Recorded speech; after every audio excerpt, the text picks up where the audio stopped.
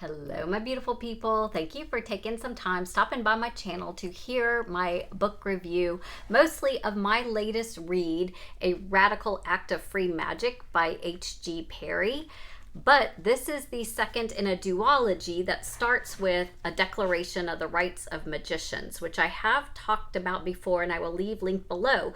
But I have read some other books that I think are similar and can give a more full kind of flavor to see if this is something you would want to read, because I am telling you right now, this is definitely going to be in my top 10 of the year. It may even be the best book that I have read all year. I adore this book. So what is this book?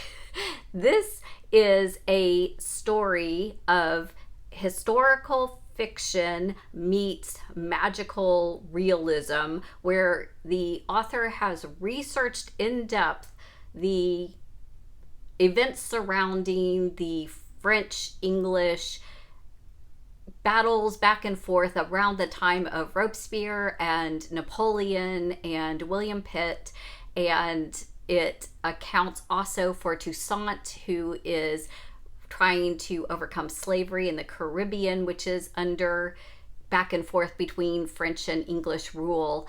And so I learned quite a bit about history and how those things were tied in. But the cool thing is that all of these historical people is given a nuance of some form of magic.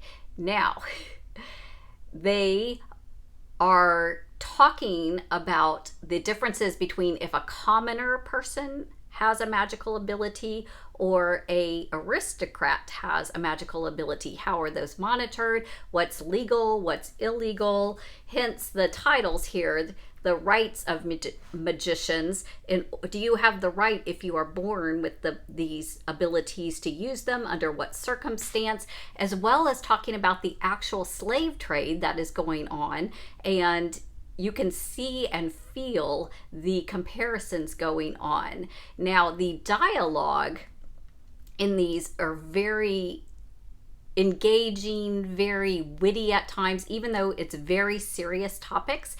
A lot of war is going on, a lot of political positioning is going on. So you have a lot of what I said in my first review holds true for this one as well. Instead of actually being at the battle and witnessing it and having the dialogue happening during it, it's more the case where the battle is being reported back to the leaders and telling you this is what happened, and then they are discussing the ramifications. What does this mean? What are the next steps?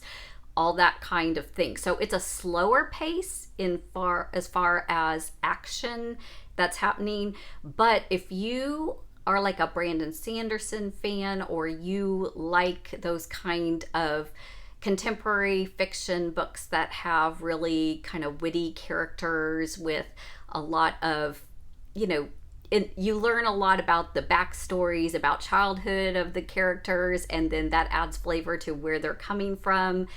This is that kind of book. So it's very in your head. You have a lot to try to figure out. What does that mean? And then what's really also I enjoyed was trying to figure out who has what magic and how will that be used. And then there's an undercurrent of good magic and bad magic, like they call it bad or blood magic. And so these kind of allude to like vampires or those who have to murder in order to do magic. So there's oftentimes a dark, spooky kind of feel. Particularly, I got the feeling of that right at the beginning of this one. They are kind of searching out from like the undead kind of situation. Kind of reminded me of like Hamlet and that whole beginning scene where they're looking for the ghost of walking. So all these kind of feels are in there, and I just had such a great time spending time with these characters, getting attached to them, actually learning about history, having to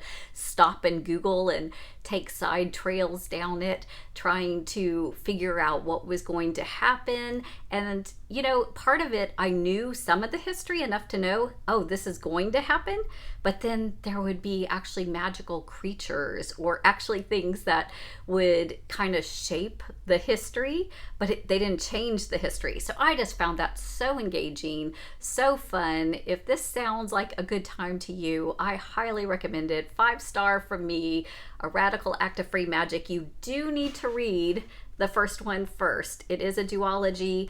All the characters that are set up in this return in this and kind of finish the same story. So without this one, you could read this one alone, but you wouldn't get near as much without reading this one first. So it is a duology. The story concludes beautifully in the end.